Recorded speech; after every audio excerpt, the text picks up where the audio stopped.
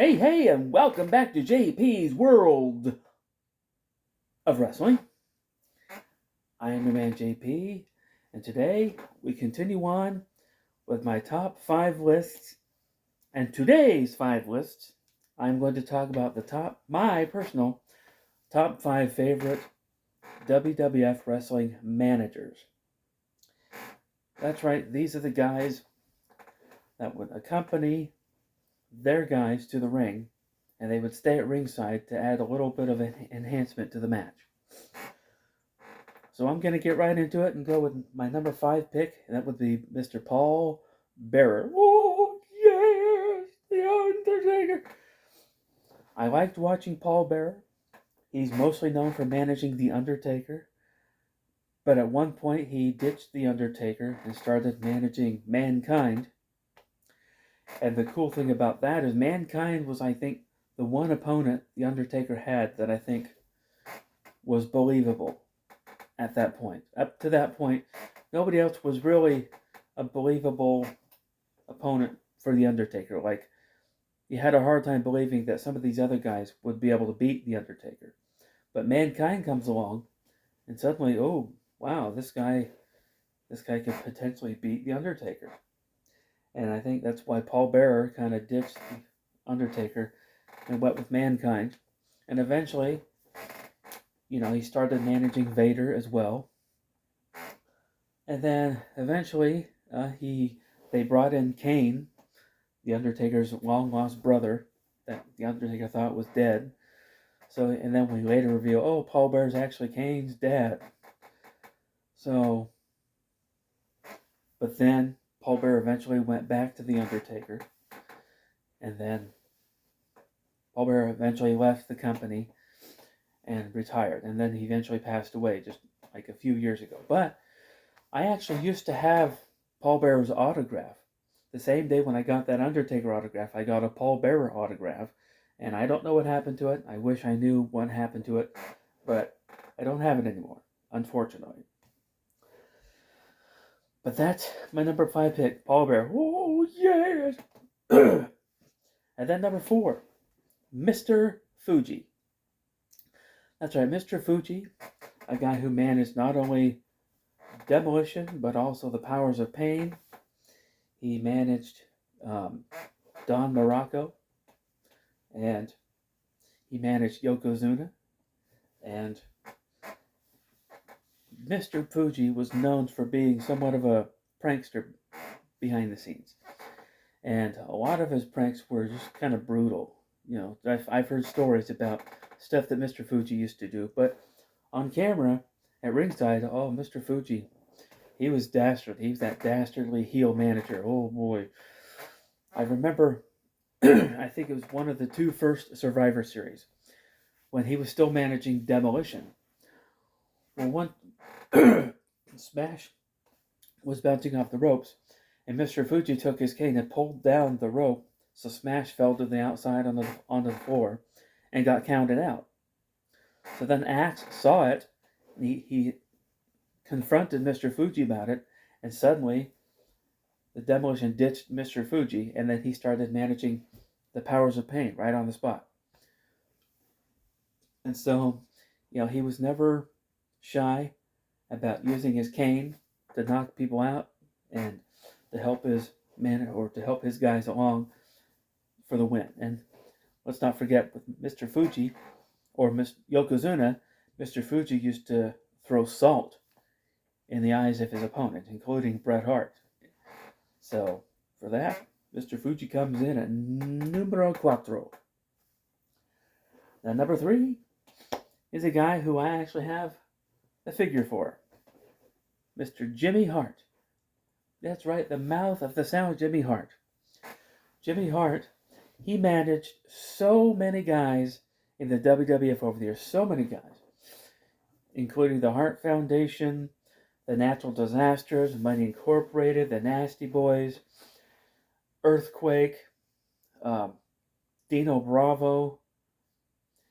At one point, I think he also managed King Kong Bundy in the sort of early, mid-'80s. I mean, this guy managed a lot of people. Adrian Adonis, the Honky Tonk Man, Greg the Hammer Valentine. The list goes on and on and on and on of guys that Jimmy Hart managed, including a women's tag team, the Glamour Girls.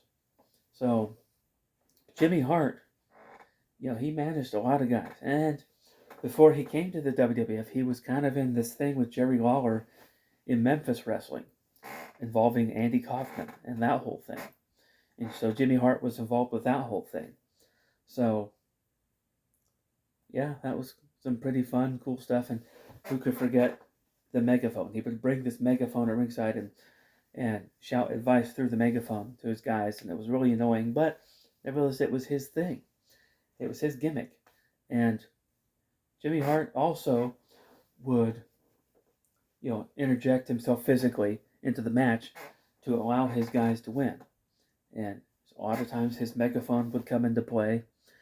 I think at the first WrestleMania, or actually I think it was the second WrestleMania, where he threw his megaphone into Terry and Haas Funk, who he was managing at the time. They used it to knock out the Junkyard Dog. So, Jimmy Hart, for that purpose and for all the things I just said, he comes in at number 3. Jimmy, if you're watching, I salute you, sir.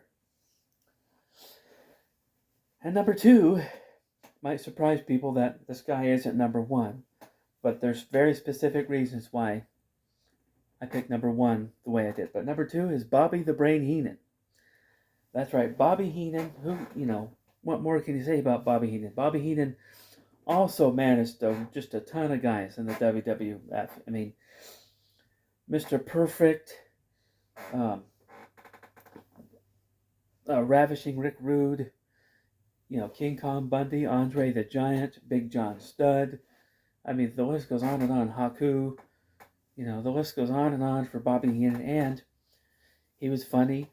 Some of the stuff he would say on commentary was just out there, and it was just hilarious. It's the stuff you wouldn't have even thought of.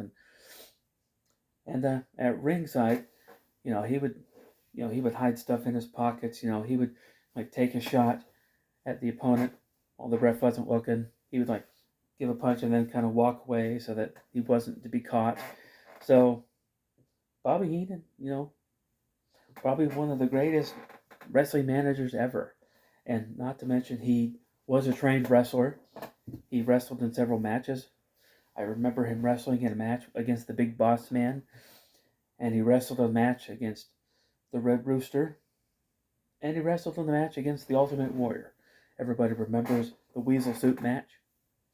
So, for that reason, Mr. Bobby the Brain Heenan, who was no longer with us, but for that reason, he gets a thumbs up, and he gets to be my number 2 pick. So my number 1 pick is a person who, if I was to ever become a wrestler, and if I was a wrestler in the 80s or the 90s, I would want this person as my manager. And that person is Sensational Sherry. That's right, Sensational Sherry. Not only was she kind of pleasant to look at, but she would physically get involved in the match. She wasn't afraid to take bumps. She wasn't afraid to just let it out vocally on the microphone. She would scream and yell, and just great stuff. I mean, she would take off her nylons and start choking out the opponent. She would use her fingernails to rake the eyes of the opponent. She would climb up on, if it was a cage match, she'd climb up on the side of the cage, and she would allow herself to be exposed. A lot of times the guys would rip the dress off of her, and then she was just kind of in her underwear. And she wasn't afraid to put herself out there for the sake of the match and for the enhancement of the match. And and actually she was actually quite effective outside the ring when the referee wasn't looking. So for that, in my opinion, Sensational Sherry is my personal favorite manager of all time. Bar none, hands down, no question. And like I said, if I had been a wrestler in those days, I would want Sensational Sherry as my manager. So, that's just me.